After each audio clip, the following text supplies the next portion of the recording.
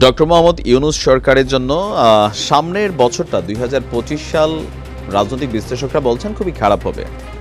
কেননা এই BNP already যে ধরনের বক্তব্য দিচ্ছেন সেই বক্তব্যগুলো থেকে একটা জিনিস স্পষ্ট, বিএনপির একজন প্রভাবশালী নেতা জিল্লুর রহমান সাহেবের একটা প্রোগ্রামে আতাউর রহমান খান ঢালি ভাই তিনি বলছিলেন যে বিএনপি যদি মাঠে নামে ১ ঘন্টার মধ্যে এই সরকার ফালাই দিতে পারবে তারা।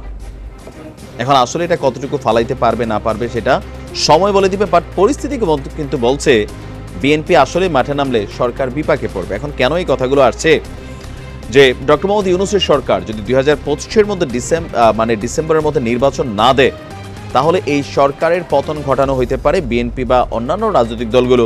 আর আওয়ামী লীগ তো কি পরিমাণ ভূমিকা রাখবে বিএনপির কাঁধে কাঁধ মিলে আপনারা বুঝতে হবে, কারণ অলরেডি সজীব ওয়াজেদ জয় চেষ্টা করেছিলেন তারেক রহমানের প্রতি পজিটিভ একটা বার্তা পাঠাইছিলেন, আবার হাসান মাহমুদ তিনিও জনাব তারেক রহমান সম্মান দিয়া মোটামুটি চেষ্টা করতেছিল যে দিন শেষে বিএনপি শেষ একটা আশ্রয়স্থল হিসাবে আওয়ামী লীগ মনে করছে। তবে বিএনপি তাদের রাজনৈতিক স্বার্থে এই ইউনূস সরকারকে হটানোর জন্য এখন অনেক ইস্যুতে যেগুলোতে আওয়ামী লীগের স্বার্থ কানেক্টেড তারা কিন্তু চুপচাপ।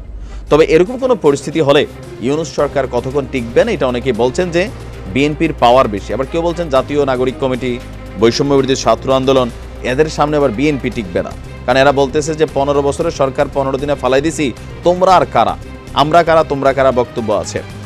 এর মধ্যে গতকালকে আপনার মির্জা ফখরুল ইসলাম সাহেবের এই বক্তব্য আগুনের মধ্যে আরেকটু ঘি ঢেলে দিয়েছে। তিনি বলছেন যে সংস্কারের জন্য নির্বাচন বন্ধ হয়ে থাকতে পারে না।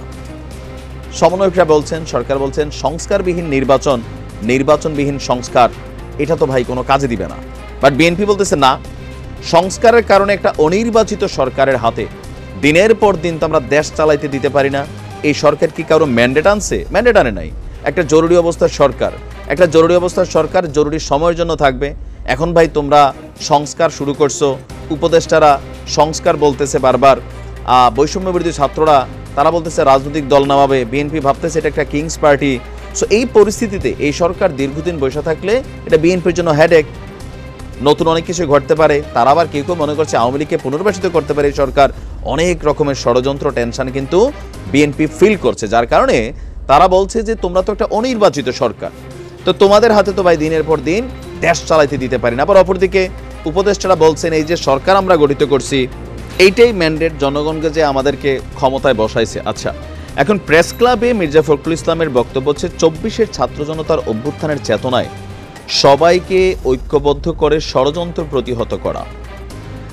জাতীয় গণতান্ত্রিক পার্টির একটা একাংশ তারা এটা করছে। তো তিনি বলছেন সংস্কার কোনো নতুন ধারণা নয়, আর এটা একটা চলমান প্রক্রিয়া, প্রতি মুহূর্তে সংস্কার হচ্ছে, সেই ধারা চলতে থাকবে। এই জন্য নির্বাচন বন্ধ হয়ে থাকতে পারে না, সেই পর্যন্ত আমরা একটি অনির্বাচিত সরকারের হাতে এই দেশ দিয়ে রাখতে পারি না।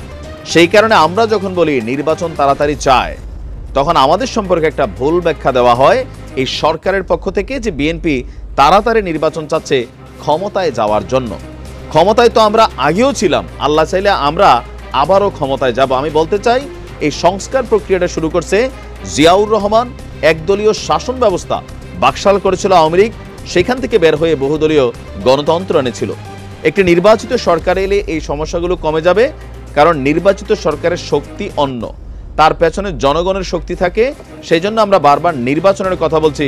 সংস্কার সবচেয়ে বেশি বিএনপি চায়। একই সঙ্গে অনির্বাচিত সরকারের ক্ষমতা বেশি দিন থাকা উচিত নয়। জিনিসপত্রের দাম বাড়ছে, মানুষের জীবন অতিষ্ঠ, এই সরকার আইন শৃঙ্খলা বাহিনীকে ঠিকমতো ফাংশন করাইতে পারতেছে না, জায়গায় জায়গায় নানান রকম অনিয়ম দুর্নীতি হচ্ছে, অনেক কিছু ঘটছে। তো এগুলা হচ্ছে সরকারের ব্যর্থতার একটা প্যারামিটার। তো সেখান থেকে বিএনপি বলছে যে এই এত রঙের ব্যর্থতা নিয়ে আপনারা তো ভাই ক্ষমতায় বসে থাকার সুযোগ নেই, ক্ষমতা ছেড়ে দেন, তাড়াতাড়ি নির্বাচন দেন। তো বিশ্লেষকদের বক্তব্য এই বছর অক্টোবরের মধ্যে নির্বাচন হতে পারে, কারণ বিএনপি ফেব্রুয়ারি বা মার্চ থেকে তারা কিন্তু হার্ডলাইনে রাজপথে নামবে।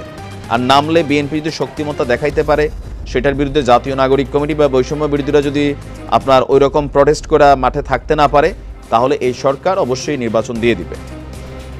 আর পরিস্থিতি আবার ভিন্ন হইতে পারে, সংঘর্ষের ইস্যু থাকতে পারে।